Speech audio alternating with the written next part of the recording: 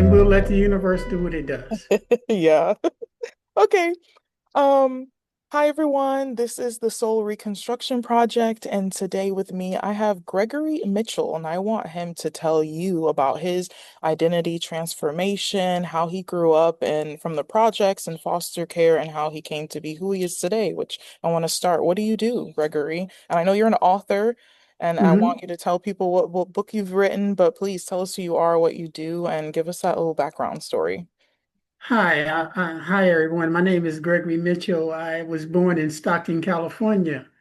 Um, the place that I lived or was birthed at is called French Cap, California. It's about 5 miles southwest of Stockton. I was born in 1956. And so I was born October the 30th, 1956. That was a day before Halloween. And matter of fact, me and my cousin, we celebrate the 30th and the 31st because he was born at 12:05 and I was born at right before the 31st. I was born at 11:50. Okay, so you're a Uh, Libra. Are you a Libra? Are I'm a you on the Scorpio. cusp? Yeah, okay, you're on the cusp. I love Yeah, Halloween. That's my yeah, favorite holiday. That's my favorite season. Like mine is October 10th. So, yes. So I was raised in a little place called Ellison Villa, which was a army barrack. okay. Yeah, and so it was southwest of Stockton, California, and it was known as Edison Villa.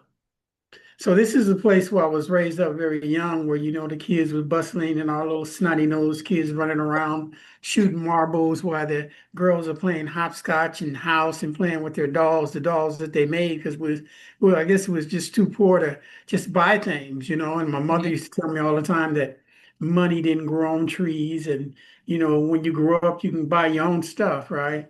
So Yeah. I mean, I guess it was a little when we look at the part of the average African American living in America, our similarities as far as living in poverty is one of those type of things that is statewide, or you can say nationwide. Yeah.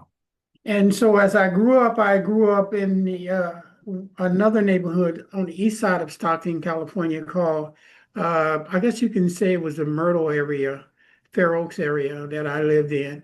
And when I was young, some older guys came to my house one day and kicked our door down. And when they kicked the door down, my sister was trying to explain to me why they had came. And so when on my way to school, they had the station called KSTN in Stockton. And I was on my way to school and I heard somebody listening to a radio because this was the normal thing to do was to listen to radios. Everybody was listening to KSTN because that was our station. And I heard that my mother had been arrested for some drugs. So I didn't know what the drugs were. I was too young, because we used to walk to school. And so I got to school, and as I was in school, these two burly men called me down to the office, and I went into the office, and they asked me, was I Gregory Mitchell? And I asked them, being the precocious little kid I was asking them, who wants to know? And so they said, we need to know because we getting ready to take you somewhere. And, I said, where? Where are you going to take me? And they told me, well, we're going to take you to a place called Mary Graham Hall. So I'm thinking it's another school. I said, well, I guess I'm being transferred to another school. So when I get to Mary Graham Hall, it's it looked like the San Joaquin County Hospital. It's like, a Gothic building. And, and so when I got there, I found out this was foster care. So I went through foster care for years, for about maybe 7 years, and then my mother was released. And when she was released, we went through a transformation where I went right back to the neighborhood, what was known as Sierra Vista. And Sierra Hmm. Vista was a project for, I guess you can say, low-income homes. And I was given a culture shock because when I got there, all I did was get into fights. And I could never understand why I was getting into the fights because the other kids was always telling me that I talked white. And I really didn't understand what the other kids were saying because I had been in a middle class neighborhood in foster care. I went to end up going to the children's home. Hmm. So I went to the children's home in Stockton Children's Home. I guess, I was indoctrinated, so to speak, or whitewashed, however you want to put it. So they felt that I was very articulate, but I just thought I was another kid talking. So, I wasn't in the hood where, you had the slang talk. I didn't know what was going on with the slang, so I was just a very little articulate guy. So I got into a lot of fights. But eventually I met some guys when I got to junior high school, which is Hamilton Junior High, and we formed a group called the Lights of Love. Hmm. When my journey started growing as being not being stage fright, having the talent of being able to express myself in front of crowds. But as time went by, I ended up getting into some trouble, and I ended up getting a sentence of 36 years to life. And I went out to a prison called Calipatria, which was a very, very dramatic experience, so to speak. And this is where my education began. And But what age were you at this point? I was 33 at this age. Okay. When this time at this age, I'm just going through the stages of where we at now Yeah. to kind of like expedite how I became an author, how I came up with concepts about, economics and psychological economic perspective as far as being poor and Hmm. living in the conditions that were very, very dangerous, and I end up going to a very, very dangerous prison, But I felt that in those situations, I would have either I would it was life threatening, or I had to do something to change my destiny, so to speak. So while I was there, let me just back up just a little. But while I was in county jail waiting for sentencing, I started learning stuff about history, not only African American histories, the Spaniards. I started just reading everything I can get my hands on, because when I finally went back to school, I found out that my reading level was like a third grade reading level, when I really couldn't understand how did it vitiate so low when I was such a great student when I was in my early ages. How did I let my education or my reading level get so low, Yeah. right? So I started reading the autobiography of Malcolm X by Alex Haley. And so when I started reading this biography of Malcolm X, it was something similar because he was in prison, he was studying. But prior to this, when I was in the county jail, I was filing a lot of writs. I became like a prison advocate, so to speak.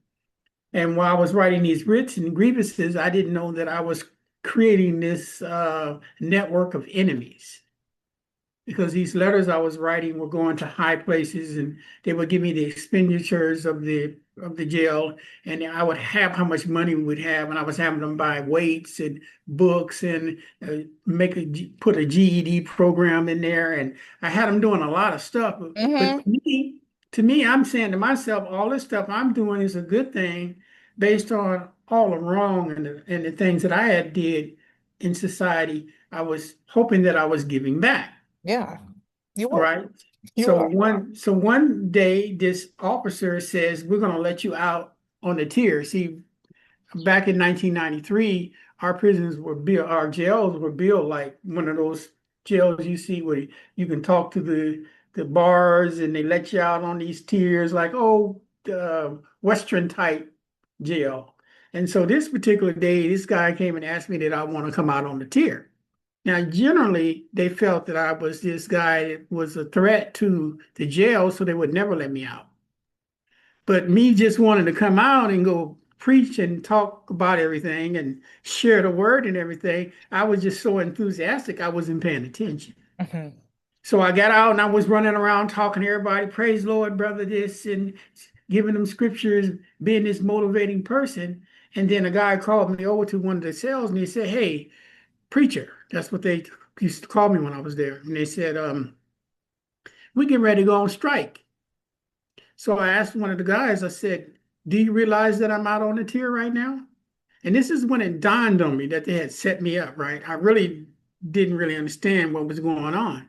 And I said, do you realize that out of all the days, I've been here almost 2 years now, and that no one has ever let me out on the tier? And then all of a sudden I'm out on a tier and I'm the only one out on a tier.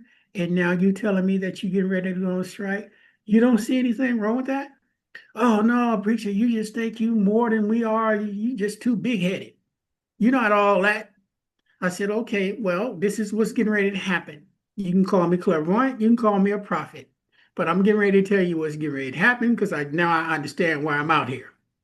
I say, as soon as you guys don't come out, they're gonna lock us down, then they're gonna control feed us, and then once they get everything situated, they're gonna come get me. Now you know they're a tool of order. The tool of order is that they hog tie you behind your back, and sometimes you strangulate, and sometimes you don't. This is what they've been under investigation for years. This is their tactic, right? So they say, "Oh, you don't know what you're talking about, preacher. You don't know what you're talking about." I say, "I know exactly what I'm talking about. I'm being moved by the Spirit, and I see it clearly what's getting ready to happen. You remember I told you this." So about an hour later, they call people out. They don't come out. They feed us. They lock us down. Like I explained, Gregory Mitchell, roll your stuff up. So everybody yelling and screaming, where you going? Where you going? The place I told you I was going.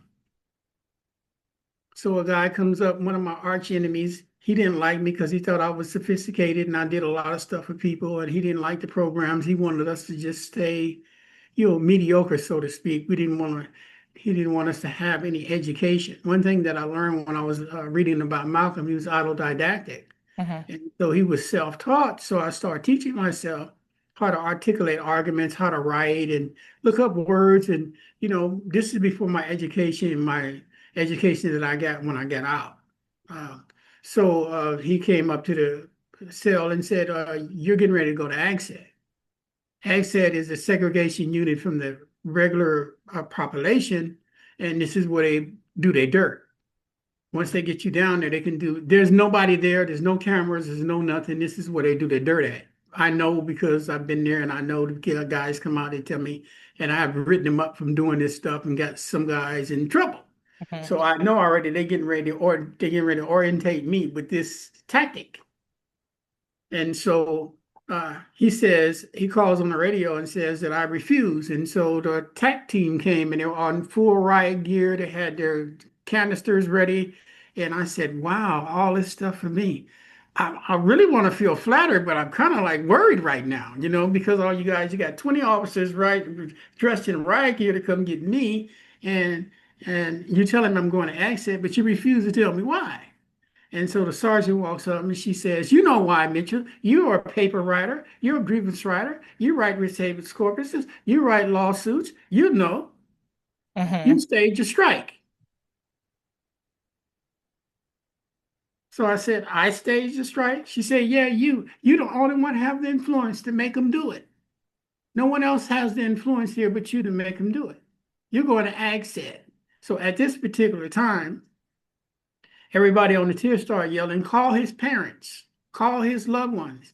Everybody get on the phone and call his loved ones right now. So if anything happens to him, we'll have a record that they took him down there and to Ag said they'll have a record. And that's, I believe, God saved my life. Because when they got me down there, they just put me in the cell and they just told me, consider yourself lucky, Mitchell. And I understood what she was saying. Consider Uh-huh. yourself lucky, right? And so, what's a very, very, when we're in a spiritual realm, we really don't understand how we've been protected by the Creator. Yeah. We really don't understand until we start pondering and we look back on it. And so I had a dream one night while I was down there, because you're isolated, you're by yourself, you don't have a contact with nobody, no other inmates, no nothing. You're just by yourself. Generally, you're in the dark. So every once in a while, you get a little sunlight, and then they let you out your uh, cell for an hour a day. And you go out by yourself, you do what you do. You just isolate. You don't get to see nobody. You're just by yourself. My wife decided she didn't want to be me any longer because on top of that, I was found guilty for 36 years of life. So that meant I was going to do a whole bunch of time and then nobody really want me. But anyway, to make a long story, as we would say, the cliche short, I had this dream about this black cloth. And this black cloth had silver and gold writing on it. And I didn't understand what the dream was. So I kept studying, but everybody I came in contact with, I would ask them about this dream. I would see a CEO. I say, hey man, I had this dream. It had a black cloth on it. It had some gold right on it. It had some silver right on it. It was in color. You know what that dream was? And people would say, no, I don't know what that dream is. I don't. It's just another dream. Why you keep asking every time you see me, you ask about this dream, right? I mean, I literally asked about this dream for almost a year. It took me a year to get out of county jail and go to prison. So when I landed at Calipatria, which is about 2 to 3 miles away from the Cal-Mexico border in Yuba City, which is about 780 miles away from my home, you know, I ran into this guy. His name is Mahdi. This is the Gregory Mitchell story. If you go to YouTube, you'll see the story. And if you look at the book Prison to Mecca, the book that I authored, that story's in there too, because this is what inspired me to write this story. And so one day, me and him was going back and forth about Christ, and he asked me would I come to Muslim services, and me and him was going back and forth, and I told him, I said, it ain't nothing but the blood of Jesus, brother. It ain't nothing but the blood of Jesus on me, Father, Son, and the Holy Spirit. That's all I got for you, right? He said, okay, all right, brother. You are open to learn, right? You do want to learn, right? So you just can't be, you use the word myopic, and that really threw me off, right? He said, you just can't have a myopic view. And I looked at him and I said, man, I didn't want to let him know I didn't know what the word meant, right? So As I most had to people go get do. I had to go get a dictionary to look it up, right? And, like you can only see through one eye or narrow, and so I said, this guy, he's got a real, very deep pocket vocabulary and a very good prowess on using words. This dude is not. I better think second guess about dealing with this guy because this guy's smart, right? So one day, me and him going back and forth, going back and forth. He was giving me all these books to read and everything. Me and him going back. We ended up being pretty good friends. So he said, okay, are you going to come to Juma services? Juma services is what the Muslims have on Friday. And I said, no, brother, just nothing but the blood of Jesus. And then something dawned on me. Something dawned on me, say, ask him about that dream.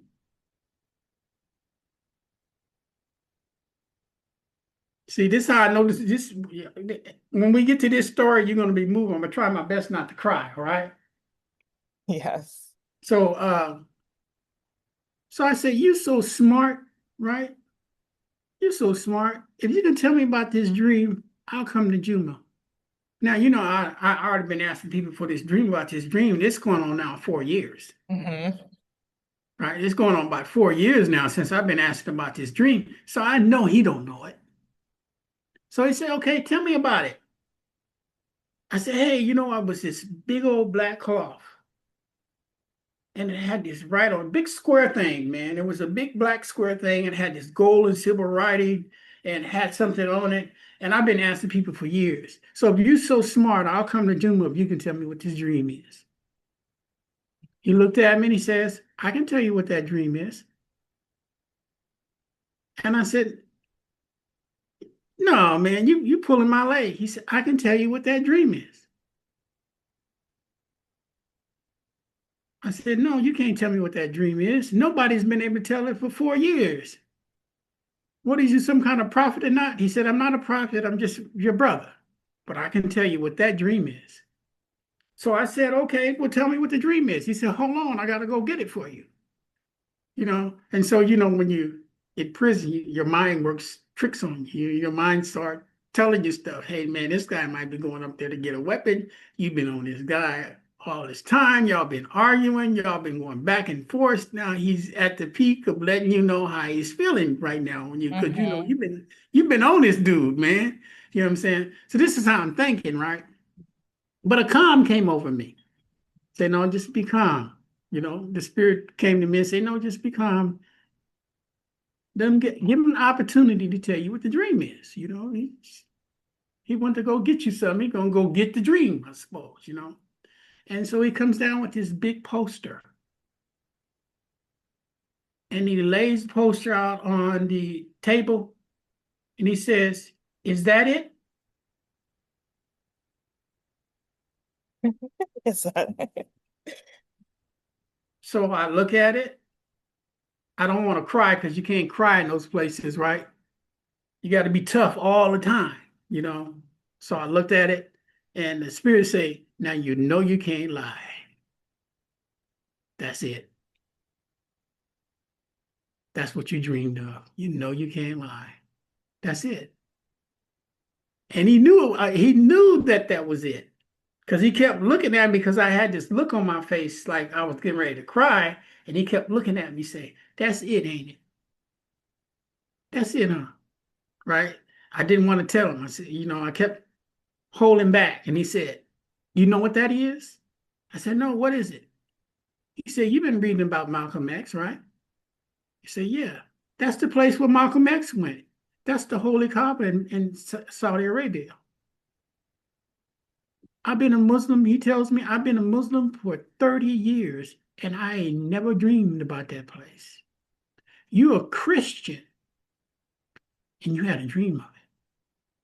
Our books tell us that to ever dream is anybody that ever dreams about it, they go there. You're going to be a Muslim. No, brother, nothing but the blood of Jesus, nothing but the blood of Jesus, right? So as time go by, I start studying Islam and eventually I became a Muslim. But not in my clearest thoughts of my mind, I ever thought that I was going to be able to see that dream come true. Mhm. Whereas we forward in the book called Prison, where we go to prison to Mecca, that's me standing in front of that cloth with the gold and diamonds on it. On the front of the book, Prison to Mecca, that's me standing in. That dream came true 28 years later. Now, why it's so important for people to understand who is listening is because this journey is an affirmation that what God decides to do, whatever He wants to do, or whatever path you're on, you need to be paying attention to what He's doing in your life because He's transforming you and getting you ready for something that is basically that the mind cannot really comprehend because it's so miraculous the mind can't be able to adjust. It's Yeah. like the scriptures that say that what's impossible to man is possible through God. This transformation actually happened. So when I get out of prison, which I was told I was never going to get out, I get out of prison. Even that was a miraculous thing of getting out. I go to this place called the mosque or masjid, and I was a clerk for this one Muslim chaplain. And he came to the mosque to meet me there, and he became good friends with people there. So they went to Mecca. The picture that I'm telling you that Malcolm went to, and he had what they call Hajj or Umrah or pilgrimage. And so one day they were sitting there and they were talking. And so they were talking about, hey, I got some money and we raised some money. We want to take some guys, we want to bring some guys to Mecca. And I got one guy and that I'm really thinking about sponsoring, and I don't know his name. So he said they start talking. He said, "Well, what does he look like?" He says, "The light skinned guy. He came in, he comes in, he's real quiet. He's a light skinned guy, right?" He said, "You talking about Bashir, because that's my Muslim name." He said, "Yeah, he used to be my clerk." He said, "Clerk, what do you mean he used to be your clerk?" He said, "Yeah, he was my clerk in prison for 3 years." He said, "That guy was in prison?" He said, "Yeah, he did about 28 years." He did what? He said, "That guy has been to prison. I would have never known that he's been to prison. He doesn't act like he did in one day in prison, right?" He said, "Yeah, I'd like to bring him here, right?" So he comes back and he tells me, he said, hey, we was talking about you in Mecca. They want to take you to Mecca. They want to say, did I hear this right? You guys gonna pay for me to go to Mecca? They say, yeah, we're gonna pay for you to go to Mecca. So I explained to them, do you realize I have life parole? Do you know what life parole is? He said, no, what is life parole? I said, life parole is you have special conditions. You cannot travel more than 50 miles without having a pass. The pass has to state who's driving the car, who's got the insurance, where you going. Say if you want to go to a show, a movie, you got to specify where you going. Mecca is 8,400 miles out of the country. I don't know nobody on ever been on life parole to ever been able to leave 50 miles down alone and go to Mecca. So the guy say, go see and ask and see if you can go. So I'm being reluctant and man, it's 8,000 miles on life road. It's just gonna be, but I asked. So I went to talk to my parole agent. I said, hey, some guys they want to pay for me to go to Mecca. They say, sure, sure, you can go to Mecca, you can go to Mecca. Where's Mecca at? In Sacramento? I said, no, Sacramento's about 50 miles from Stockton, so that's the distance that I can go, right? I say, no, Mecca is not in Sacramento.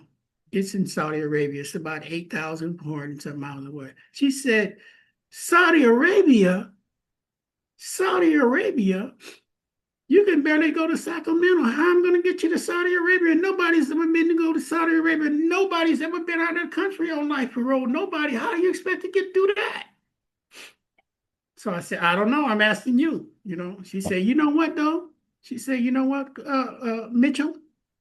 The guy that does the passes is coming to one of our meetings next week. Why don't you ask him? He's getting ready to retire. So he comes to the meeting with there. Everybody's asking him questions, blah, blah, blah. And I raised my hand reluctantly. And he said, yeah. I said, hypothetically, if a guy is on life parole and he wanted to go to Saudi Arabia and go to Mecca, what would be his chances of going? He said, well, hypothetically, if that guy got me a letter stating that who was going to take him, who was going to sponsor him, who was going to watch over him when he got there, I might consider it. I said, no, you're playing around. You're joking. He said, no, I might consider it. So go get the letter and let's not use a hypothetical no more. So when I got the letter, gave it to my worker, my parole officer. She took the letter, did what she did with the letter, and I just basically wasn't really paying any more attention to it. So the next time that he came back, which was about 2 weeks, because he's getting ready to retire, he came back and he says, I got good news. For the first time in the history of California prison system, someone is getting ready to leave the country. So I'm listening, right? He says, stand up, Mitchell. You're getting ready to go to Mecca. So all I can do is just, I was so stunned, I couldn't cry in front of everybody, but the tears just start running down. So I said, this got to be impossible. This has to be God. This is impossible. I wasn't out of the woods yet. That part was done. He was willing to do all that. But what I didn't know was there were boards that I had to go to. Somebody had to walk this stuff through for me. So I had a supervisor, my parole officer supervisor, he walked it through for me. Right? He had did a tour in Iraq. I don't know if you really understand what that means when he did a tour in Iraq. That means he was killing Muslims. So the amazing thing about this is that I guess he felt that it was time for him to repent for what he had done, and this would be the best way he can do it is to make sure I got the Mecca. So I didn't even know behind the scene he was doing this, but he ended up telling me. He said, I had to take it to the first board member. He signed it. He was very reluctant. He said he'd never seen anything like it, and he really didn't want to sign it because you did decide you was going to a non-extradition country, and if he didn't come back, he would lose his job, and he didn't even know you. He looked at your C file. He didn't really think that he would take a chance. You were not a safe bet, but he signed it anyway. Then I had to take it to a uh, um, like a three-judge panel, like what they are all commissioners, but they're acting in the capacity of judges. I had to take it to them. I took it to them and I explained to them that, this is the first time this has ever happened. You guys can make history. I sold it to them and everything. And they looked at each other and they looked at each other and they just said, well, I don't think he's going to be going to Mecca because this has never been done. So he says, I know him. His character is a good character. I really believe that he would be an example. He would be a beacon as an example, and he would be able to use him as an example when other uh, parolees came and said they couldn't do anything. Nobody would assist them. No one would help them. This would be a golden opportunity to show them that you are pro rehabilitation. Hmm.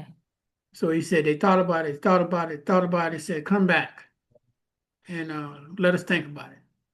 So and they end up not talking to him at the original place at the Capitol in Sacramento. So they had a Zoom with him and told him, okay, we'll sign.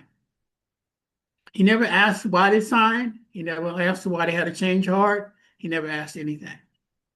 They just signed it. And then he said the last person was the governor. But the governor was out, so he's scheduled it with the lieutenant governor. So the lieutenant governor had to sign off of it. If he didn't sign off on it, you wasn't going to go. Hmm. So I had to go. He said, but actually, you made me like a politician because I got to go see all these people that I never seen before, right? So he goes in there and talks to the lieutenant governor. He says, nope, I'm not going to sign it. I don't know him. I'm not gonna sign it. So he said the same thing that he told him that he talked to the other guys. Everybody's been willing to do this, has been willing to do this, and we believe that he's gonna be the right fit. He's gonna come back. We really believe. I put my job on it that he'll come back. And he really didn't even know me like this, but this is God. Yeah. This is God working. This is not me. This is spiritual. And this is why story is so important. So the person who's been through abuse, so the person who's been through trauma or police abused them or their husband abused them or their wife abused them or they're in a system that's been abused and they believe that there's no hope for them. They believe that there's no spiritual aspect of a miracle in their life.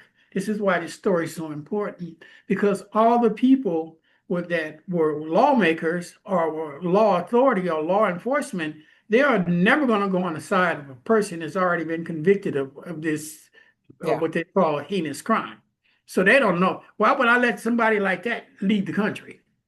And I understand that fully because maybe I would have denied myself. I don't know. As if I was living on the other side, I had to think about it too. Because hey, man, you just barely getting out of prison, and we're talking about sending you out of the country. You may not come back. We all gonna lose our jobs. But they all signed it. Still ain't out of the woods yet. I gotta go get a passport and a visa. See, all this stuff is new to me too. So now I told them, okay, we got to sign. They say I can go, and now time is starting to become pressed because now we got to get the shots, we got to get the passport, we got to get the visa, we got to get all the flight plans, and I'm the last person. Everybody's ready to go but me. Yeah. So I started telling them, I guess I was like Peter walking on water, you know, and I started telling them, I said, well, I don't know, man. I don't know. I gotta, and they said, well, you gotta go get your passport. You gotta go to Elk Grove to get your passport. Take care of that first, and then once we get the passport, I can get that on you, and that's basically half of what you need to do. Basically, you'll be in, right? So I go down to Elk Grove, and I get there, and I pay for it, and I'm talking to this guy who's getting ready to give me the passport, putting all my information in, and he keeps clicking on these things real hard. Like every time he did it, nothing came out. But Mhm. the harder he did it, I guess he thought something was going to pop up. So he tells me, say, hey, you got a problem. I'm hearing that you got a lot of no's. You were getting a lot of pushback. You were getting about a waiting. And I feel like in the beginning you were saying like, um, this isn't gonna happen. This just isn't gonna happen. Now the most recent thing you said is now you're all the way up to the government officials and they're also telling you like this isn't gonna happen. So I'm curious of how are you feeling in the times when you were just waiting or when you got those no's? What were those immediate emotions that you would have throughout the whole thing? I mean, there was a time where, that doubt, this is what I write about on these other books, these books that I'm writing now, how doubt plays a part in your faith. Yeah. And it's part of your spiritual growth. So I was feeling all kind of ways. I was feeling like, Maybe I'm not going to go. But there was uh, a desire within me. He kept overriding all the doubt by saying, you just keep going. You just keep pushing. Your job is to push. We're going to do the rest. So at that particular time, I was like, I told my wife, it doesn't look like everything is working out for me. But she says, you know, you've been through everything that you've been through, and you know already that Allah is not going to stop you from going. You Mhm. just got to keep pushing and you got to keep the faith, right? And so I'm thinking in my mind, okay, that's good. That's good advice. I've been here before. I've been through this stuff before, and that's good advice. So the next level, so she gave me advice. I said, okay, well, let's get back in there. Let's get back and fight. So the next level was I had to call the what they call it was like a Homeland Security at the time. Mhm. So I called them up,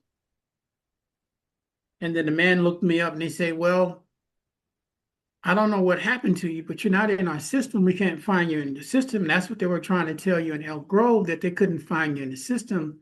It's like you're dead. It's like you don't exist, right? So where have you been? And I said, well, so I started telling the story. I've been to prison for 28 years and I'm just barely getting out. And start explaining the story. I'll be the first person to ever leave the country. I already got it past the state of California. They're going to let me go to Mecca. And they already paid for the trip and everything. So this is a very miraculous event. So he listened and he said, okay, um, this is past my pay grade. You have to talk to my supervisor. So those feelings that you're talking about is like, oh, here we go again. Mhm. You know, here we go again. And so he said, let me hold on, let you talk to my supervisor. So she gets on the phone, she says, okay, well, tell me where you've been. So I start explaining step by step. I got this long sentence and I was gone for 28 years. And the people at this masjid or this mosque, as you may know it, they're going to pay for my trip. Everything is paid for. And then it was walked through the legislation is agreed to let me go. This is going to be a historical event for me to leave the country. And she just listened and never said a word and hung up. She just listened. She didn't say bye. She didn't say anything and hung up in my face. How did that feel? Now I'm just sitting on my bed and I'm thinking, I mean, that's it. The person that can give me The my last visa, person. the last person that, I'm not gonna go.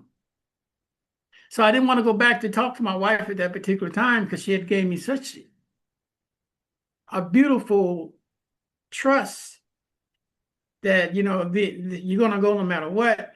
And like me, I was going against what I believed in by saying I didn't have faith, or you little faith, so to speak, right? So time went by and they calling me up, hey, we need to get that passport. We need to get that visa.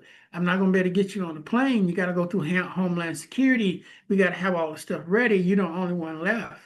We got to get this stuff going. We need this stuff going. And I'm telling them, I said, look, I called the lady. The lady hung up in my face. She said, well, you got to call him back. I'm not calling back. I'm not going to call back. I can't stand for somebody else to tell me no. I can't. It's just too much for me. I can't. I would rather just let everything take its course. And if I go, I go. I just can't take it.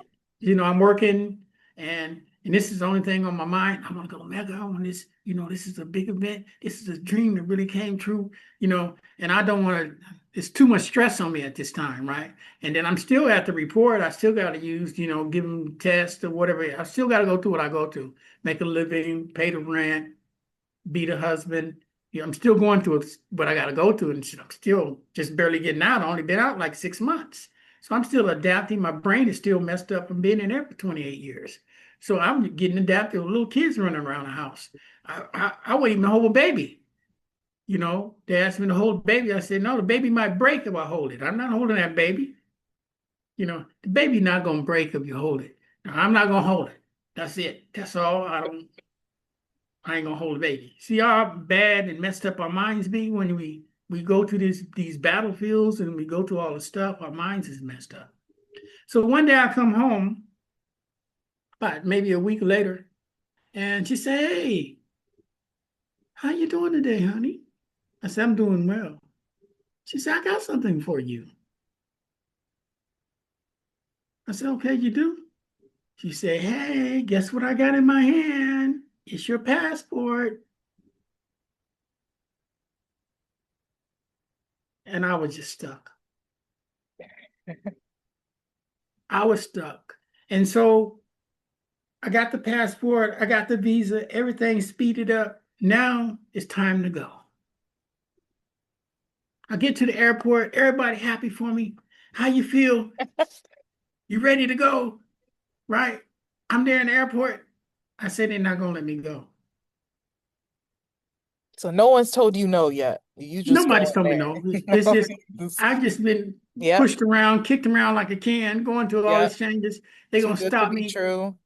You know, when I go through there, Homeland Security gonna say they're gonna stop me. They're gonna say, okay, you can't go. Blah blah blah blah blah. So I go to the first station, nothing said. I go to the second station, nothing said. And then finally, I get to the other side, and nothing is said, and we're waiting on the plane. And so the brother said, "How you feeling, man? We're gonna do our prayer. Let's go do our prayer and everything." I did the prayer. He said, "How you feeling?" I said, "They're gonna stop me before I get on the plane." He said, "Wait a minute now. Come on, bro. You gotta have some faith, man. You know what I'm saying? You've been through all this stuff, man. God ain't gonna let you do that, man. You're on your way, man. You're gonna be okay." So when I got there, I really didn't sleep a lot because I went everywhere. I was walking the streets at night. I was going to the mass. I was praying, doing all the prayers. I was meeting all these people.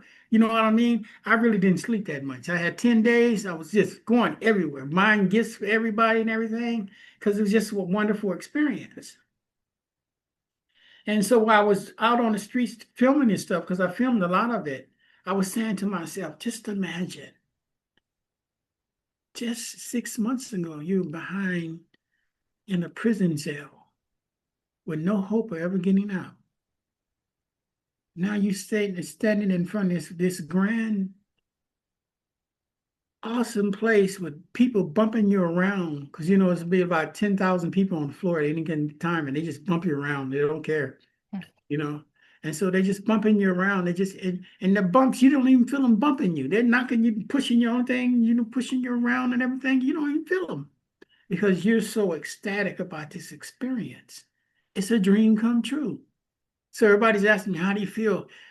I say, man, it's just, I don't know. I can't explain it. I'll explain it when I get back, right? Yeah. So the thing is that I believe, and as I wrote the book, and people were asking me the questions about the book and how did I write it, or how did I find time? Because when I was writing the book, I also was a college student. And so I went back to school. I went to Delta College. I graduated from Delta College with 3 degrees. I had two. I had humanities, psychology, pre-law, and then I went to Yes. Stanislaus State, and then I got my bachelor's in psychology.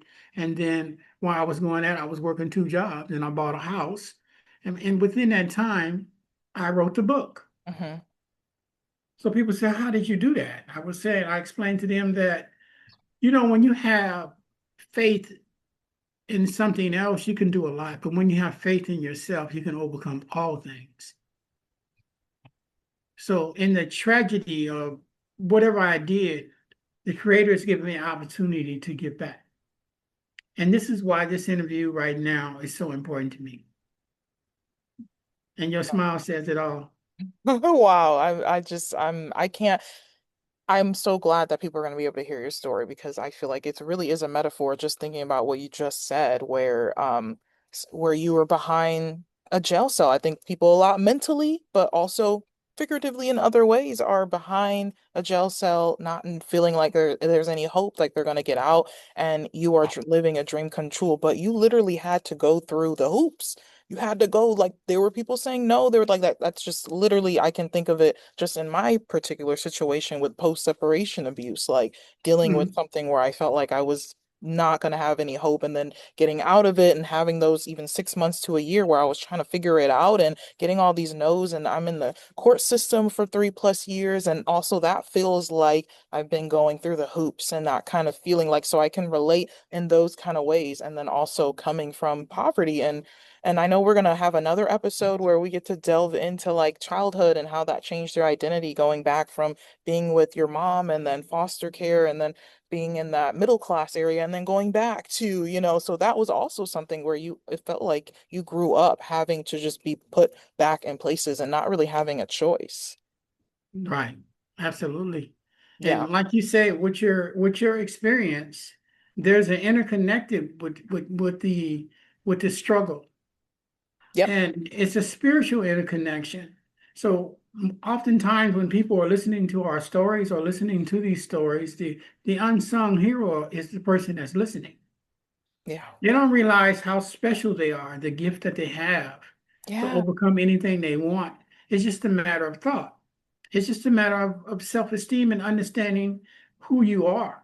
Yeah. And by you being around the wrong people, the thoughts are always not able to flourish. You're not being able to be cultivated in a way where you can break free. Because Hmm. each time you bring the idea to someone who's is a pessimist about you, and the only thing that they have in life is to make sure that you don't have anything, then Yeah. the idea is always going to be smothered by weeds.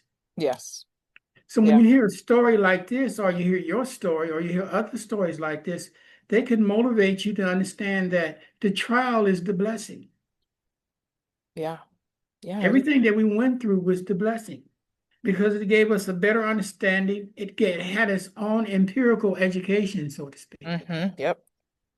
See, because we didn't really know how the system worked. We didn't know how the court system worked. I didn't know how a jury worked. I had to learn all this stuff because my Yeah. life was on the line. And That it you know what? That's another thing that I connect heavily with, is that you were in a whole different realm of the legal and the government. And I feel like I've had to be my own little pro se, as you say it now. I've had to advocate in a way where I'm like, man, should get into some legal stuff because it's so heavily in my life right now, and I'm getting it, and it's making sense. Like I felt like in that sense, how you're just saying right now, like yeah, I have to do this because it's something that just seems like it's built in me. Like it's a part of my 8 tentacles of my hands, of all the things and hobbies that I can do. And I think also when you're saying, hurt people, we're role models. We have to learn to heal ourselves and get into whatever spiritual landing that you need to fully become into your purpose. But I think I first always as a teacher was like always ingraining that in children, and I realized that one, we're not doing that in the school system, and two,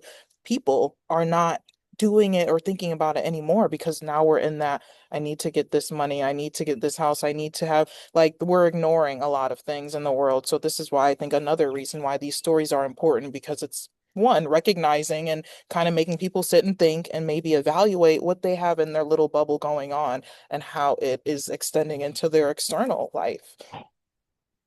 absolutely. And like you say, when we're talking about testimony, we're walking testimonies.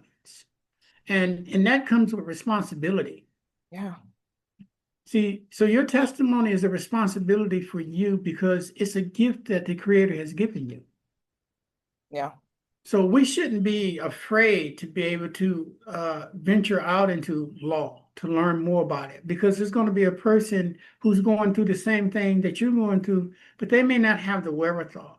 They may not be able to withstand, and they just want to I don't care, do what you're going to do. I don't want no part of it. I don't care, hmm, whatever it is. And then they don't really understand the long-term um, consequences behind it. It could be the loss of garnished checks. It could be the loss of their home. It could be that they can't see their children no more. It could be a whole lot of things, but by them just not understanding and giving up, to have somebody that can counsel them or console them yeah, about what's going on. I've been through this. Let me show you. I understand your feelings. I yeah, understand that you got this uh ambivalence, so to speak, this love-hate relationship because they're supposed to not treat you this way. They're supposed to be pro taxpayer. They're supposed to be on your side. They're supposed to be an advocate for you. They should be listening to you because this is the way the system is set up. This is what you would believe until you get in it. yeah, See, and then when you get in, you say, okay, well, they're not advocating for me like I thought they were. They're just going by what this person is saying, and all these people, what they're saying is really not true. There's Yeah. some truth in it, but it's not all the way the truth. Now they passing all these motions and stuff on me, and I don't know what to do, and I'm just they getting, and he's getting his way, and I'm not getting my way, and I don't understand. Now I'm starting to not like that system. Yeah. See, so now I'm starting to get angry with that system, and I'm having these feelings about the system because I feel that the system is not fair, but the system is designed the way it is. You Yeah. have your attorney, or you have pro se or whatever you do. Now you need to learn how these motions work. Now you need to know how the county clerk works. Now you got to understand how the district attorney works. You Hmm. know, you have to understand the process and how the process works.